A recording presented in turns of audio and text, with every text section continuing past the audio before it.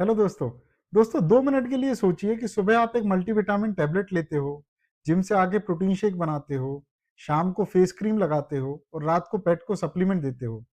क्या आपको पता है कि इनमें से कई प्रोडक्ट्स का मैन्युफैक्चरिंग सिर्फ एक ही कंपनी करती हो सकती है?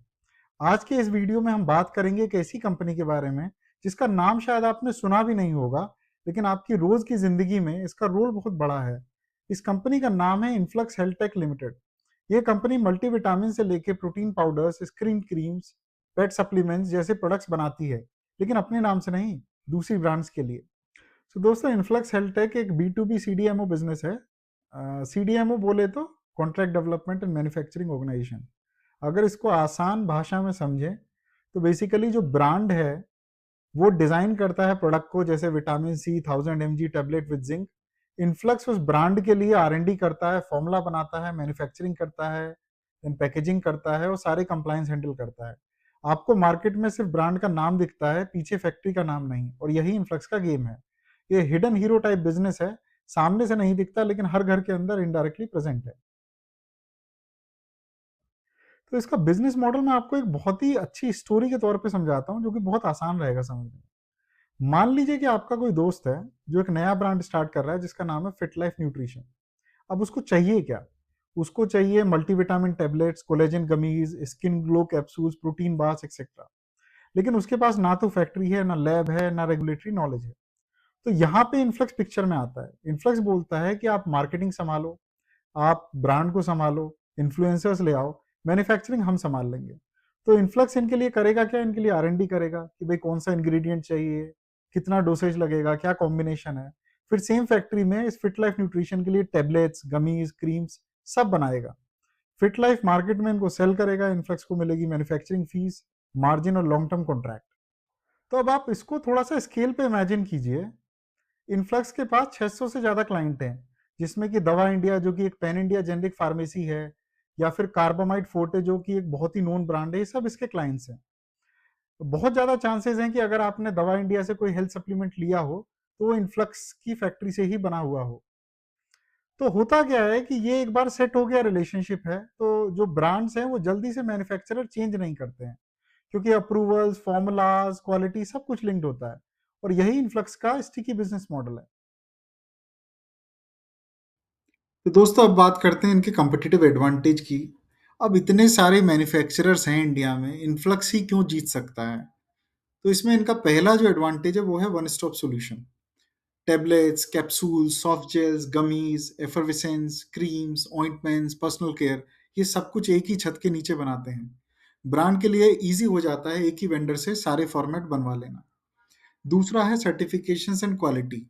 जीएमपी, ISO 22000, HACCP, हलाल जैसे सर्टिफिकेशंस, ये सब ग्लोबल ब्रांड्स के लिए मस्ट होते हैं। ब्रांड्स को ट्रस्ट मिलता है कि प्रोडक्ट एक्सपोर्ट भी हो सकता है, कंप्लायंस स्ट्रांग है। तीसरा है क्लाइंट बेस एंड रिलेशनशिप। तो जैसा कि हमने देखा, इनके पास 600 से ज़्यादा क्लाइंट्स हैं, जिसमें लार्ज चेन्स जैसे कि दवा इंडिया और वेल नोन न्यूट्रास्यूटिकल ब्रांड्स भी हैं।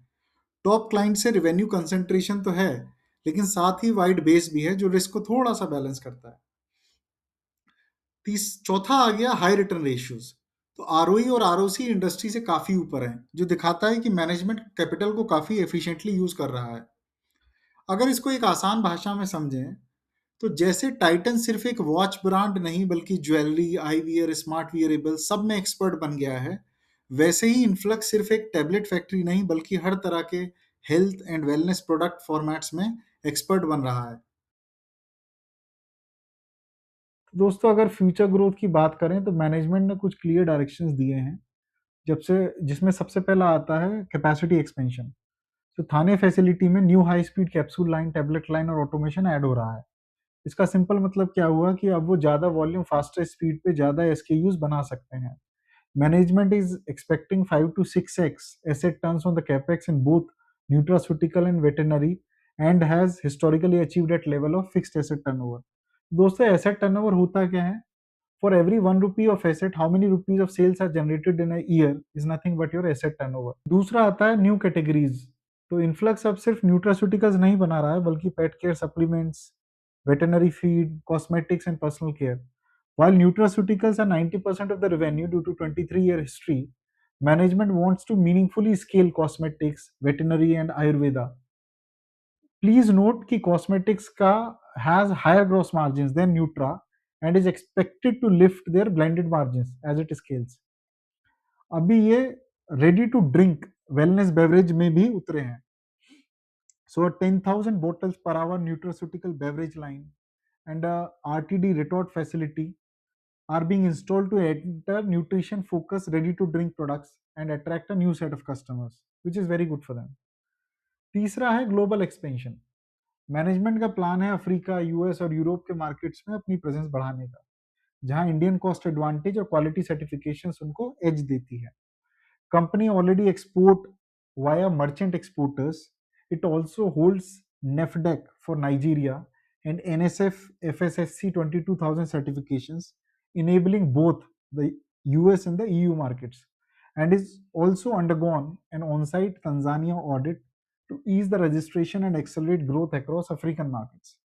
अब अगर इनके टारगेट्स की बात करें तो FY26 में इनका टारगेट है 150 करोड़ के रेवेन्यू करने का और FY29 तक इसको बढ़ा के 450 से 500 करोड़ रेवेन्यू ले जाने का है. इसका मतलब हुआ 3 times revenue growth in 3 years, which is very very good.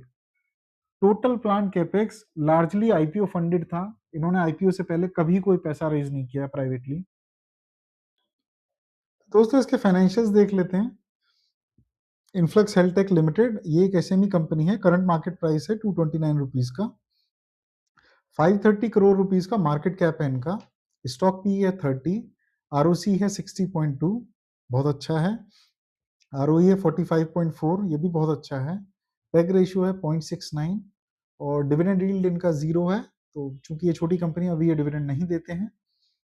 अब अगर आपका मैं अटेंशन ड्रॉ करूं एक चीज पे, जो मैनेजमेंट है उसका टारगेट है कि FY29 में they should reach a revenue of 450 to 500 crore, which is quite close to their current market cap. So that's the potential. Now अगर हम देखें इसको, इसके रिजल्ट्स वगैरह अगर हम देखते हैं तो आप देखेंगे जो रेवेन्यू ग्रोथ था वो 28.48% था in the financial year which ended in March 2023, then 31.44%. Last financial year में इनका थोड़ा सा कम रहा है 4.88%. बट अगर आप देखेंगे लास्ट फुल फाइनेंशियल ईयर में इन्होंने 105 करोड़ का सेल्स किया था. They are already sitting at 124 crores rupees of sales and their target is 150 crore. So sales growth बहुत अच्छा रहेगा. Operating profit margin is around 20 to 21%, which is very very good. अब अगर आप देखेंगे इनका जो कैश कन्वर्जन साइकिल है वो नेगेटिव है. तो 113 दिन में इनको क्लाइंट से पैसा आता है. 248 डेज ये लेते हैं अपने वेंडर को पैसा देने के लिए और 112 डेज का की इन्वेंट्री रहती है इनकी. शेयर होल्डिंग पैटर्न अगर आप देखेंगे तो प्रमोटर काफी अच्छा खासा स्टेक होल्ड करते हैं 73.53%. एफआईआई और डीआईआई भी होल्ड करते हैं स्टेक.